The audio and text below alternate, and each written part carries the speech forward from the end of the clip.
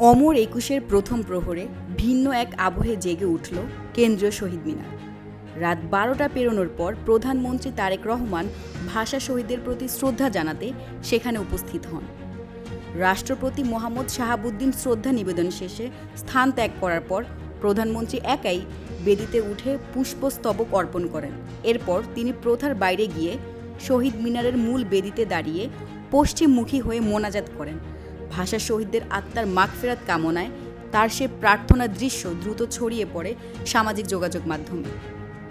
বাংলাদেশের ইতিহাসে আগে কোনো সরকার প্রধানকে এভাবে বেদিতে দাঁড়িয়ে মোনাজাত করতে দেখা যায়নি।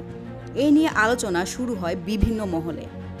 শ্রদ্ধা নিবেদনের সময় প্রধানমন্ত্রীর সঙ্গে ছিলেন সরকারের ঊর্ধ্বতন কর্মকর্তা ও দলীয় নেতারা। কিছুক্ষণ নীরবতা পালন করে তারা ভাষা আন্দোলনের বীর শহীদদের প্রতি গভীর সম্মান জানান। প্রধানমন্ত্রীর পর শ্রদ্ধা জানান বিরোধী দলীয় নেতা ডক্টর শফিকুর রহমান। তিনি বিরোধী দলীয় হুইপ ও সংসদ সদস্যদের সঙ্গে দোয়া ও মোনাজাতে অংশ নেন। রাজনৈতিক ভিন্নতার মাঝেও শ্রদ্ধার এক নতুন দৃষ্টান্ত।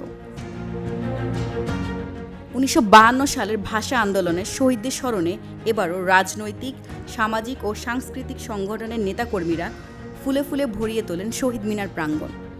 তবে এ বছরে ২১শে বিশেষ হয়ে থাকল প্রধানমন্ত্রীর ব্যতিক্রমী মোনাজাতের মুহূর্তের জন্য। শ্রদ্ধা ও বিনয়ের এক আবেগময় দৃশ্য।